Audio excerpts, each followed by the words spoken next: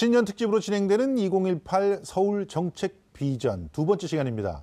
일자리, 보건복지, 또 환경과 관련된 새 서울시 예산을 짚어보겠습니다. 서울시의 한 해 살림살이가 처음 30조 원을 돌파한 가운데 복지 분야 예산은 10조 원에 육박하죠. 또 일자리 창출 예산도 1조 원대를 기록하고 있습니다.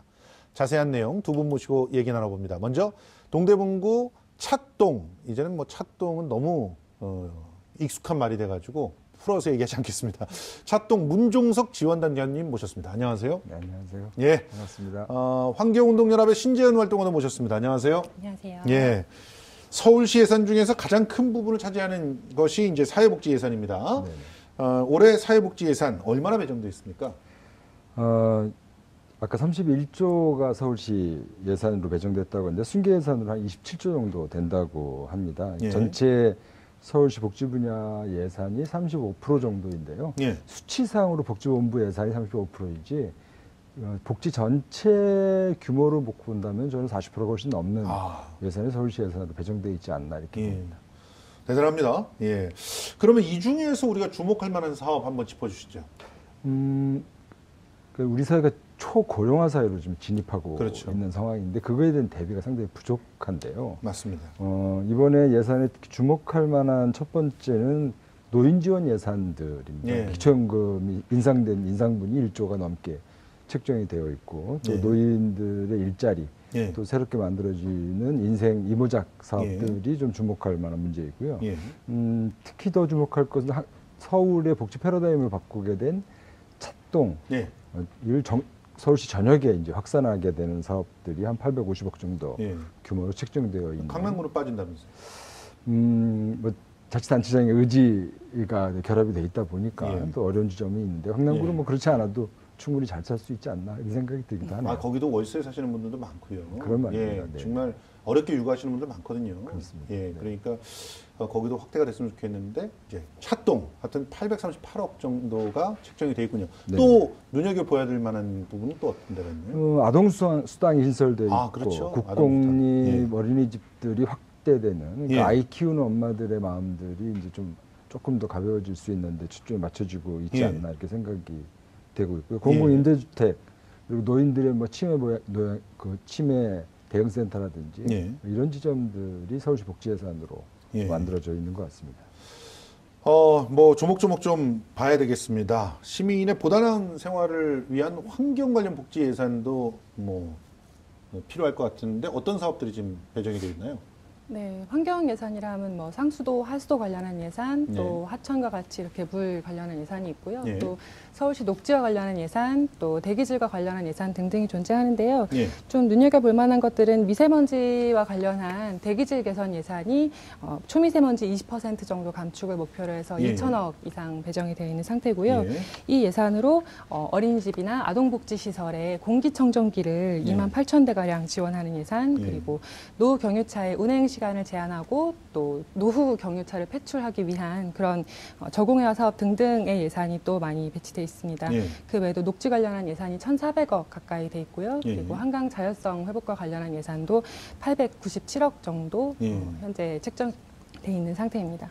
사실 전 개인적으로는 유아숲 체험장 같은데 확실하게 좀 더 누리고 지금 103개에서 더 신설하신다 그랬는데 전체 자치구로 따지면은 한 자치구당 기껏 해봤자 뭐 3개? 뭐 3개도 안 되는 거죠. 2개 정도, 3개 정도는 되는 거네요. 그 정도 늘어나는 건데 조금 더 늘어날 수 없을까 하는 생각도 들고 또 한강 수질 개선 사업들을 자연성 회복을 하면서 이루겠다는 건데 이 돈 갖고 될까 하는 생각이 들기도 합니다.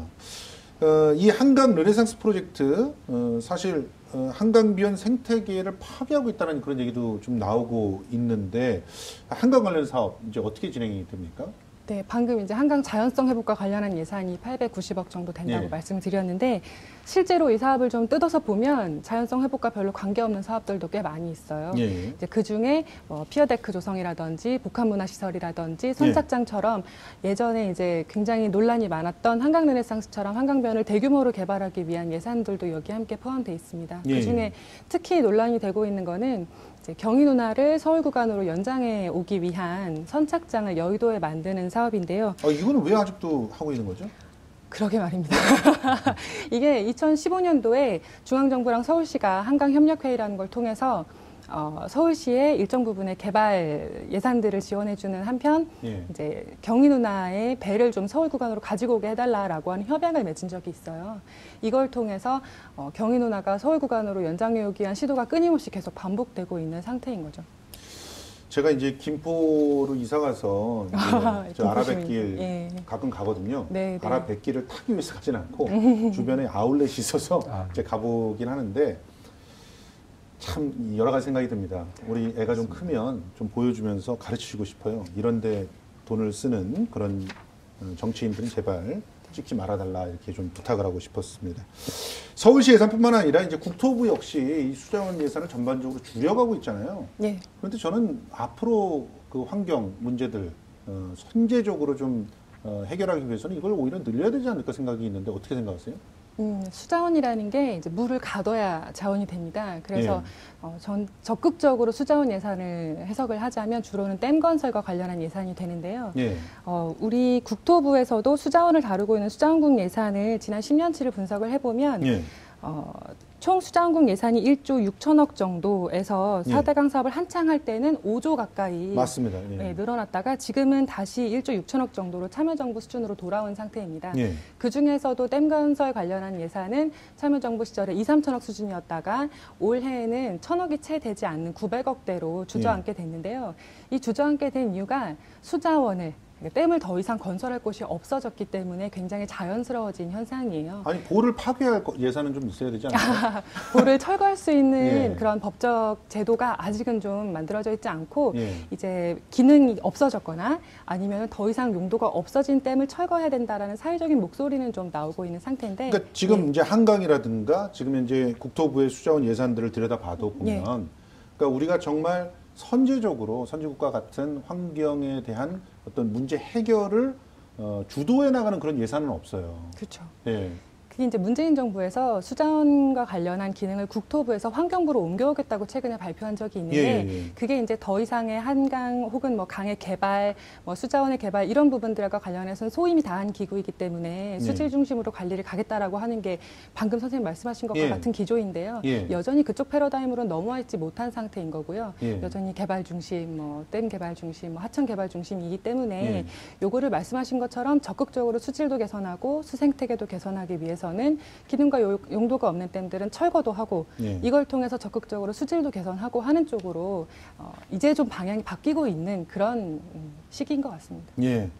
그런 측면에서 우리 예산들을 꼼꼼히 들여다볼 필요가 있다라고 하는 것을 오늘 또 확인하는 것 같습니다. 예.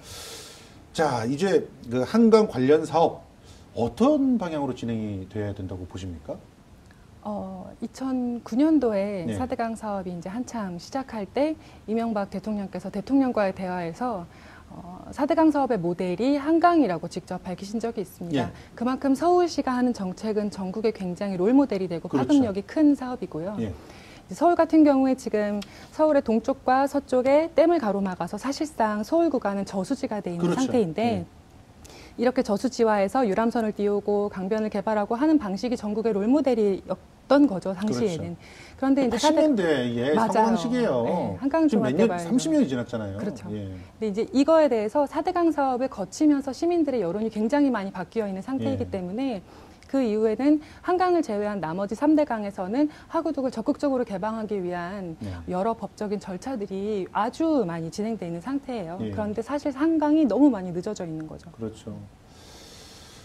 참, 예전에 저희 아버님께서는 한강을 헤엄쳐서 건너셨거든요. 네, 맞아요. 그러면서 한강물을 마셔도 큰 문제가 안 나던 그런 때가 있었다고 하면서 한강에 수영장이 있고 한강물 자체가 그냥 수영장으로 활용이 됐던 그 시대, 그런 시대에는 물 문제를 이렇게 걱정을 했었을까 하는 그런 생각도 해봅니다. 물론 뭐 수도를 개발하면서 모든 곳곳에 수도가 들어가면서 더 많은 물들이 필요하다는 사실은 기본이겠지만 그것을 어떻게 다르게 현명하게 해결할 네. 수 있을까 하는 그런 고민들을 더 해야 되지 않을까, 그걸 위해서 학자들이 나서야 되지 않을까 하는 생각도 네. 하고요. 자, 그러면 이제 보건복지예산 쪽으로 한번 얘기를 좀 옮겨가 보고 싶은데요. 보육예산 2조 원이 됩니다. 이 보육예산 어디에 쓰이는 겁니까? 그러니까 아이 낳기 좋은 세상을 만드는 것에 초점이 맞춰져 있겠죠. 예. 보육예산 2조의 한 1,300억 정도가 결국 아이들을 잘 보호할 수 있는 국공립 어린이집을 예. 250개 정도를 추가 확충해서 총 한 2,000개 가까운 국공립 어린이집을 만들겠다고 하는 예. 비용으로 쓰고 있는 거고요. 예. 그리고 2018년 7월부터 5세 이하 모든 아동들에게 월 10만 원의 아동수당을 지급한다고 예. 하는 것인데요. 그러니까 이게 물론 이제 그 비용이 실효성이 있을지, 예. 이 아이를 더 낳고 싶은 욕구들을 우리가 창출해낼 수는 있을지는 좀 의아한 측면이기도 합니다. 사실 애를 키우는 입장에서는요, 이 10만 원도 좋지만 당분간 10만 원 안 받아도 되니까 어린이집 더 만들고 유치원 더 만들어줬으면 좋겠거든요. 맞습니다. 예. 네, 그렇습니다.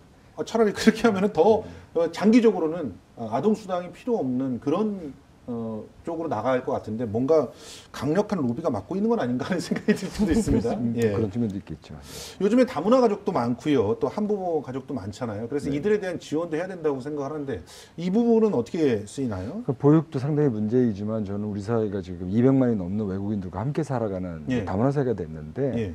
이 사업의 소관이 이제 여성가족정책실 소관이란 말이에요. 예. 이 다문화 가정을 지원하는 문제가 단지 지원의 측면에서 멈추고 있는 것이 문제이고요. 예. 사회통합, 최근에 뭐 영화에서도 이슈가 됐지만 중국 동포들과의 갈등, 예. 뭐 이런 측면들에 대해 인프라를 구축하거나 예. 인식 개선을 하거나 이런 예. 측면은 아직 예산이 충분히 배정돼 있지 못합니다. 그렇습니다. 뭐 다문화 가정 지원, 학습 지원을 위해서 230억, 뭐 한부모, 최근 한 엄마가 화재로 아이들만 죽고 엄마는 살아난 예. 상황이 있지 않습니까? 예. 엄마로서 자기가 불충분할 수 있는 사람을 어떻게 지원할 수 있을까? 예. 이런 측면은 아직 우리가 대비하고 있지 못하는 게 아닌가 예. 이런 좀 생각이 들기도 하죠. 그런 그러니까 다문화든 그런 한부모 가정이든 그런 분들을 찾아내서 지원하기 위해서도 찻동이 굉장히 중요한 역할들을 할 텐데 그렇습니다. 네. 그런데 찻동 예산도 사실 만족스러운 건 아니거든요. 맞습니다. 이게 지금쯤은 사실은 찻동이 시즌 2가 예. 준비되어지고 예. 더 이제 발전되어지는 대표적으로 이제 정신보건 맞습니다. 환자들이 대규모로 예. 우리 사회 이제 주변에 드러나게 되는데 예. 자연스러운 현상인데 예. 정신보건 예산은 크게 바뀌어지지 않았고요. 예. 다문화 가정이나 그 이웃들이 함께 이 문제를 풀어갈 수 있는 지점들의 과정을 어떻게 만들어가야 할지가 2018년에 좀 아쉬워 예. 보입니다. 이게 2019년에 조금 달라지지 않을까. 그 달라지도록 뭐 일단 저희들이 좀 뭐 움직여야겠죠. 전 자치구로 확대가 되면 그 효과가 또 그 뭐 사례 관리도 뭐 여러 가지가 취합에도 자료가 나올 테니까 그렇습니다. 거기에 근거해서 좀 예산을 기대를 썼으면 해봐야겠죠. 좋겠습니다. 네. 우리 대기 오염 문제 좀 심각한데 미세먼지 관련 사업은 어떻게 평가하세요? 미세먼지 관련한 예산이 2천억 이상 책정됐다고 말씀을 드렸는데요. 예. 그 예산 중에 2만 8천 대 가량의 공기청정기를 지원한다든지 예. 또한 2020년까지 2,500억 원을 들여서 체육관을 건립한다든지 이런 예산들이 좀 사실 눈에 띕니다. 그런데 이게 이제 그런 거예요. 물이 오염되면 정수기를 사주고 생수를 사줄 게 아니라 물을 정화해야 되지 않습니까? 뭐 이제 일부 어떤 활동가는 기업이 좋은 예산 운영이지. 그쵸. 실제로 공기를 뭐 이렇게 문제로 만들 수 있는 걸 딱 막아서 네. 깨끗하게 만드는 것을 더 해야 되지 않느냐 이런 얘기들 하더라고요. 그렇죠. 그러니까 미세먼지 문제가 이제 시민들이 굉장히 체감하시기에 심각한 문제가 됐는데 결국 사업비는 토건 이렇게 예. 가는 방식이 되는 거예요. 기업 올라가고. 예. 그래서 이게 이제 닥쳐 있는 문제에 대해서 당연히 나름대로는 회피할 수 있는 혹은 적응할 수 있는 대책들도 필요한데 그럼에도 불구하고 서울이라고 하는 도시의 특성에 맞춰서 미세먼지 자체를 저감할 수 있는 대책이 중심에 오는 게 훨씬 바람직하겠죠. 그럼 저감 대책은 없어요? 사업에 있긴 있잖아요. 그러니까 서울시 같은 경우에 발전소가 없지요. 충남 같은 경우에는 미세먼지가 주로 화력발전소에서 많이 나오고 예. 또 제조업이 없기 때문에 서울시 자체 내부에서 발생한 건 물론 외부에서 중국 등에서 오는 외부 요인도 있겠지만 자체적인 요인 같은 경우에는 자동차와 관련한 게 그렇죠. 굉장히 많습니다. 예. 그래서 이 부분과 관련해서 적극적으로 대책이 필요한데 이게 최근에 이제 미세먼지와 관련해서 굉장히 예민성은 높아졌는데 실제로는 2012년도에 계속 좋아지던 추세에 반등하는 추세가 바뀐 것이 좀 문제인 거지 그 이전보다 훨씬 나쁜 수준으로 돌아간 것은 아니거든요. 그렇기 때문에 이 추세가 바뀐 것의 원인을 짚어봐야 되고 예. 이 원인이 2012년도에 경유차가 굉장히 활성화되면서 아하. 발생하게 된 면이 있습니다. 예. 그래서 프랑스, 네덜란드 등등에서는 계속 매연기관 차에 대해서 줄이고 퇴출시키기 위한 작업들이 있는 거고요. 하여튼 2020년 전에 뭔가 전기차로의 획기적인 전환들을 네, 물론 정책적으로 그것도 하지 않으면 대세입니다. 우리는 세계에서도 자동차 산업이 완전히 밀려나는 그런 상황을 네. 맞을 텐데 언제 이걸 준비하게 될지 참 걱정스럽습니다. 사실 복지와 일자리 얘기 좀 하고 싶은데요. 올해는 일자리 예산이 역대 최대 규모로 늘었다고 그러는데 정말 맞습니까? 1조 1천 1,700억 예. 정도의 규모로 일자리 예산을 확보했다고 예. 합니다. 근데 아시겠지만 지방정부, 광역정부가 일자리 예산을 확보했다고 일자리 내용이 예. 본질적 패러다임이 바뀔 수 있는 측면은 아닌 것 같습니다. 예. 그러니까 예를 들면 이제 대표도 찻동 같은 경우가 한 2,500명의 신규 인력, 복지 인력이 채용이 된 효과들이 있거든요. 예. 그러니까 더 그런 많이 채용했으면 좋겠어요, 진짜. 안정적 인력들이 확보되는 측면도 있지만 뉴딜 일자리처럼 단기, 예. 10개월짜리 단기 일자리가 자꾸 형식화되는 측면들에 맞아요. 대해서 우리가 좀 고민이 좀 깊은 측면이 예. 있습니다. 예. 자, 이 일자리가 시민들에게 얼마나 도움이 될까? 개선점은 없나 이런 생각이 드는데 전반적으로 평가를 해보시면 일자리의 질에 대한 좀 고민이 더 고민을 돼야 좀 될까? 해야 되고 예. 그것을 어떻게 연구할 것인가. 예산이라고 하는 건 사실 숫자 노림이고요. 예. 감춰져 있는 측면도 꽤 많이 있습니다. 의지가 있고 그걸 정책에 반영해서 집중한다고 한다면 예. 이 서울형 일자리의 새로운 모델을 서울시 많이 만들 수 있는 측면이 있지 않을까라는 기대를 하고 있습니다. 우리 그 예산 중에서 시민들이 당장 체감할 수 있는 그런 예산 혹은 변화된 예산 이런 부분들이 있나요? 시민들이 당장 이제 아마 기초연금 예. 5만 원 오르는 그리고 예. 아동수당 받는 예. 것, 그 찻동을 통한 능동적 복지 서비스를 예. 제공받는 것들은 굉장히 체감을 하실 거고요. 예. 특히 저는 깜짝 예산을 이제 분석하면 놀랬던 거는 박원순 시장이 노인 정책에 별로 관심이 없다고 소문이 나 있는데, 그거는 좀 헛소문이에요. 그죠? 예, 노인 정책의 가짜뉴스입니다. 예. 50% 이상을 투입하고 있는 거죠. 더군다나 50% 센터라고 하는 노인이 돼가고 있는 중년들에게 새로운 발돋움을 할 수 있도록 만들어주는 정책이 한 2천억 정도를 투자하고 있는 그럼요. 것, 이런 측면들은 시민들이 직접 체감할 수 있는 예. 의미 있는 복지 예산이 아닌가 이렇게 생각을 예. 해봅니다. 사실은 뭐 지금 언론에 회자되고 있는 분들 중에서는 제일 노인 정책에 관심이 많은 분이 박원순 시장이라고 생각이 되는데 그런 부분들을 얼마나 잘 이해를 하실지 모르겠습니다. 그리고 이 신재훈 활동가가 보시기에는 어떤 부분이 특히나 환경 부분에서 시민들이 체감할 수 있을까요? 현재 그 서울시에 다니면서 아파트 쪽에 특히나 베란다 태양광 발전소 아, 예. 설치된 걸 아마 최근에 많이들 맞아요. 보실 것 같은데요. 이 베란다 태양광이 시민들의 호응이 굉장히 좋습니다. 예. 그래서 항상 공급이 수요를 따라가지 못하고 있는 상태인데요. 예. 현재 한 3만 가구 수준을 100만 예. 가구까지 늘린다고 하니까 아마 시민들이 많이 예. 체감하실 수 있을 것 같습니다. 예, 고맙습니다.